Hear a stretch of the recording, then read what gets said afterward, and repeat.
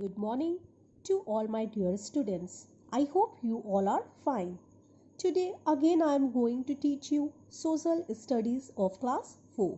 So kindly sit along with your book. Students, we were in chapter number 4 and the name of the chapter is Introduction to Civics. We completed all these topics: qualities of a good neighbor, neighborhood, community, and society, qualities of a good citizen. Now, today we have to deal with these two topics. What are they? Participation in elections, respect for public property. I hope, students, you have read this chapter up to where I have taught. Today we have to start with the topic right to vote, which is on page number 45. So kindly open page number 45 of your SST book. Right to vote. Your country future is in your hand. So vote for your better tomorrow. The Constitution of India has provided to all citizens of the nation with a right to vote, so that they can elect their representatives. This right is called universal right to vote. All citizens of the nation are eligible to exercise their right to vote irrespective of race, caste, religion, gender, education, economic status, class, etc. As we already know that it election regularly held in India after every 5 years, and the group of citizens who have the right to vote collectively called electorate. You can see in the picture that all the people in this picture are standing in a queue to cast a vote.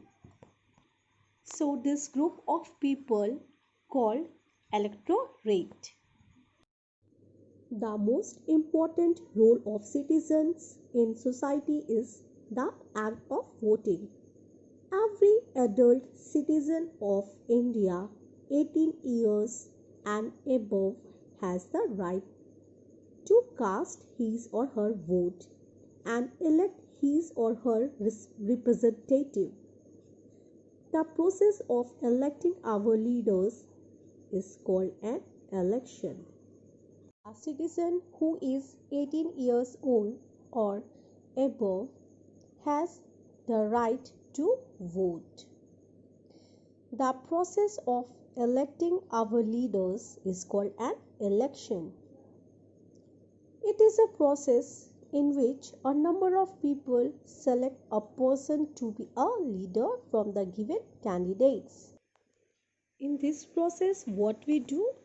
We select our leaders from the given candidates. A person who contests an election is called a candidate. In India, we have elections for the country as well as each state. The people we elect form the government. In India, everyone who is 18 years old or above gets a right to vote if he or she is an Indian citizen. In India, elections take place in all the 29 states and 7 union territories.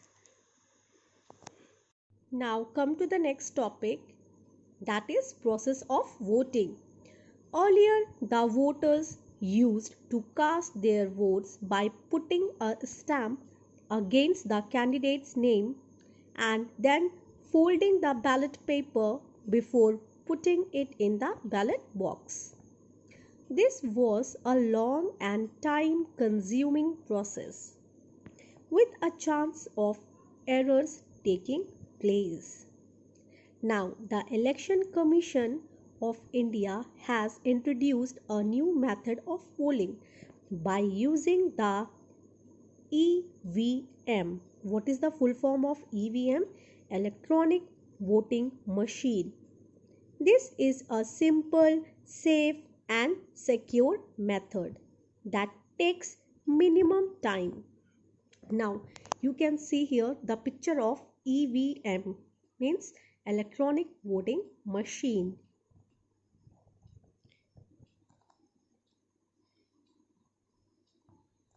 There are many political parties in India like Aam Janata Party, BJP, Congress, etc. All the candidates who contest elections belong to a particular political party. The election commission decides when to hold the elections. Once the elections are announced, the political parties start campaigning their candidates. They hold meetings and make speeches before the public. I think you all have seen that thing. They visit your house, they distribute the pamphlets. They also make posters and banners and distribute pamphlets. On the day of the election, people go to the polling booths to cast their votes. The party which gets maximum number of votes forms the government. Now come to our next topic, that is looking after public property. Public property is the property owned by the government of India. Government hospitals, schools, public parks, historical monuments, museums, zoo, public transport like buses, trains, metro trains are all public property. It is the right of every Indian to use public property. We have learned that the government provides us various public services. To use these services and public property, we have to follow some guidelines, we have to follow some rules. As responsible citizens, we should follow these rules seriously. And what are the rules? Never write on the walls of historical monuments or on the seats of public transport.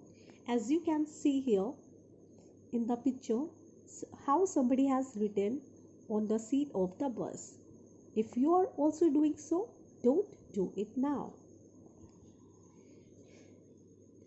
Always throw litter in dustbin to keep your surroundings neat and clean. You have to throw the garbage only and only in the dustbin. To keep your surrounding neat and clean for yourself. Always buy tickets while traveling by public transport. Before traveling by public transport, you should buy the tickets. Do not pluck flowers from public parks. Do not damage public transport by tearing seat covers. Again, you can see the picture here.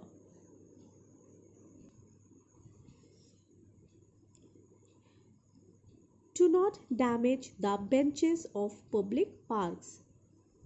Avoid using plastic bags and throwing them on roads, drains, rivers, or lakes.